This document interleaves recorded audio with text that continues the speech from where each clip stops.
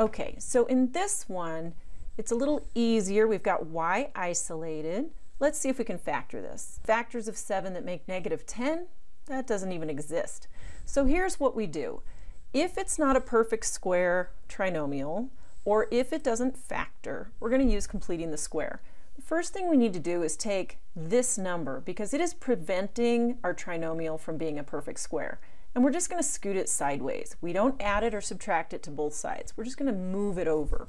Okay, so I've left some room to do some work there. The goal of completing the square is to take this and make a trinomial that is a perfect square so that it will factor the way the previous problem did.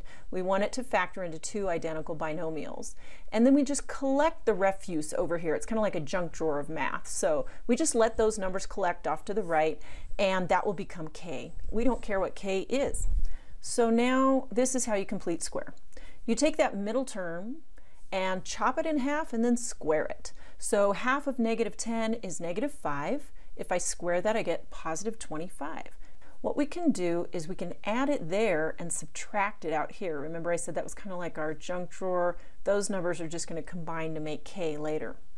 This factors into x minus 5 times x minus 5. Now hopefully you're noticing that -5 just happens to be the exact number we got when we took half of -10 before we squared it. That's always going to happen. This number turns into -18. Let's clean up our factoring. When those are the same, we should rewrite it as a binomial squared, and we've got -18. Okay, and there is our graphing form. In this case, a is just 1. When you don't see a coefficient out there, it's just 1. So the vertex is at 5, -18, way down there, and a equals 1. So this opens upward, and the width is going to match what we call the parent graph, the standard generic medium parabola. If a is 1, what is p? P equals 1 over 4a. 4 times 1 is 4. So p is 1/4. That means that the focus and the directrix are going to be pretty close together. Vertex at 5, -18. It's going to open up and be medium, so I can go ahead and just sketch that. And the focus is above that by 1/4 of a unit, so it's just right there. And the directrix is the same distance but below. All right, and so remember, to find the coordinates of the focus, you can just look at the graph and logic it out, but x-coordinate is the same as the vertex. The y-coordinate, remember, it was down at -18, but then up a quarter. So that's going to be at -17 3/4, which is what you get when you add p to the y-coordinate. And then the equation of the directrix is always going to be y equals whatever number that runs through. And in this case, that is below -18 by 1/4, so that's at -18 1/4. And there's our graph. Let's try another one. This one is a little more complicated because now a is going to be -2. The coefficient that you see in front of x squared is going to be the a value. Let's see how we get there though. The first thing we're going to do is separate the parts that I want for completing the square and that 5. So once again, I'm going to scoot the -5 off to the side. It's still on that side of the equation. I'm just trying to get a little space, okay? The next step is to go ahead and factor -2 out of the first two terms. We're going to use distributive property. I don't want to get rid of the -2, I just want to redistribute it. So I'm going to pull it out, and that leaves x squared minus 3x, because I divided both of these terms by -2. Leave some space in the parentheses, and the -5 is outside of the parentheses. I did not divide it by -2 because I don't want it included in those parentheses. Now we're going to complete the square, being mindful that there is a -2 out in front. So half of -3 is -1.5, and if I square that, that's like -3/2 squared, which is 9/4. So I'm going to add 9/4. We're not going to subtract 9/4 out to the side because that 9/4 is really 9/4 times -2 because it's inside the parentheses. These would reduce and I would get -9/2.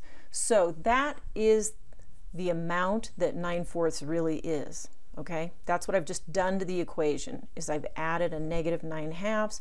So to do the opposite, I'm going to put positive 9/2 out here to compensate for that. That's like adding 0 overall.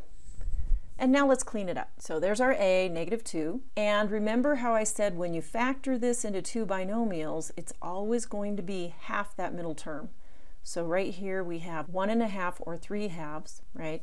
So we write it this way as a binomial squared. And then we need to combine these two things. 9/2 is like 4.5. So if you have a positive 4.5 and a -5, that's like -1/2 overall, right? So where are all the parts of the parabola? The vertex is going to be at positive 3/2. I'm going to go ahead and write 1.5 because it's easier for me to think of it on the graph that way. And then I have a -1/2 for the y value. Our a value is -2, which means this will open down.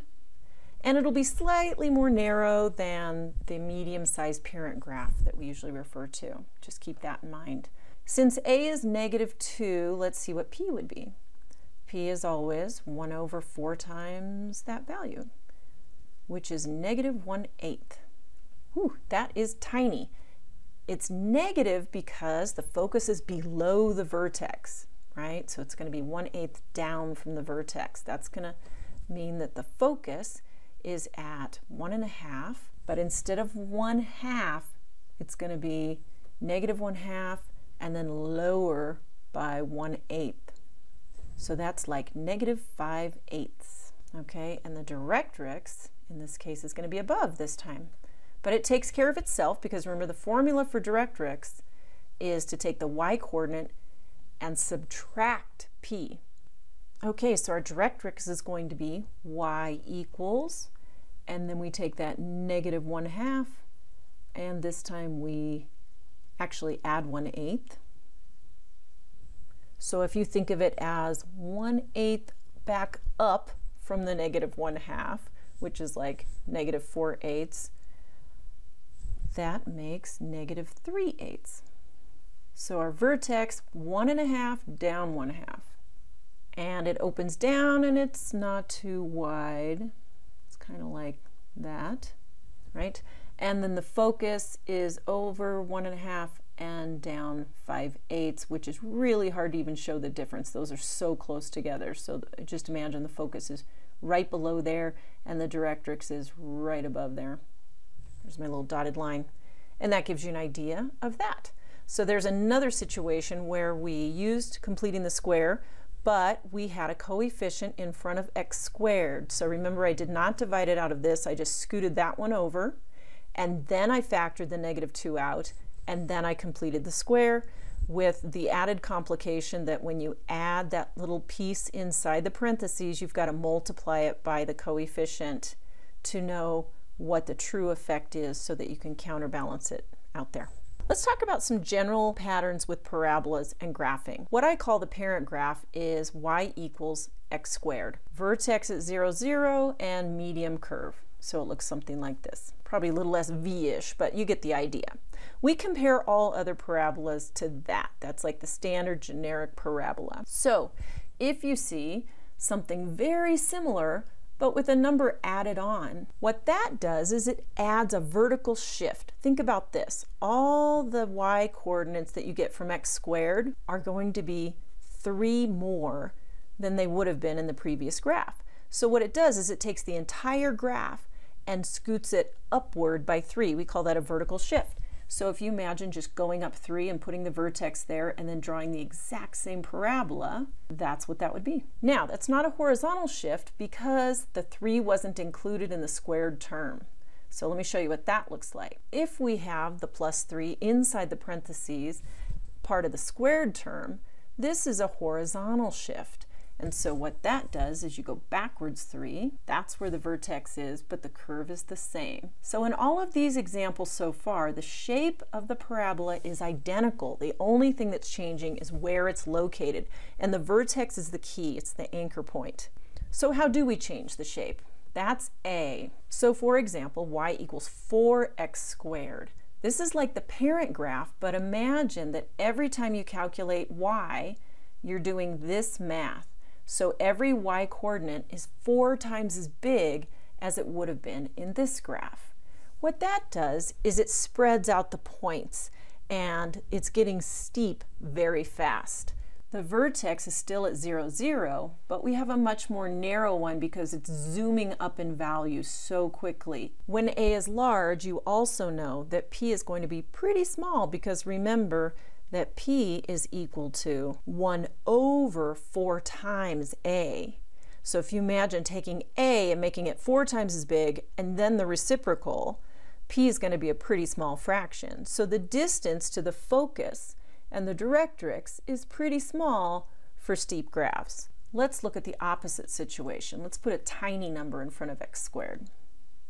Okay, so now A is a tiny, tiny fraction, and it's still centered at 0, 0. So this graph is going to be right here, but very wide, more like a satellite dish. And they are parabolas. This one's got two things going on. The plus 4 is a vertical shift because it's not part of the squared term, and the negative 2 makes it open downward. So if I was to sketch this graph, it would start up at 4, but it would open downward and a little bit more narrow than the parent graph of x squared. And that's just some general guidelines for how each of the numbers in the graphing form of the equation affects the shape of the graph. I think you're ready to go try some.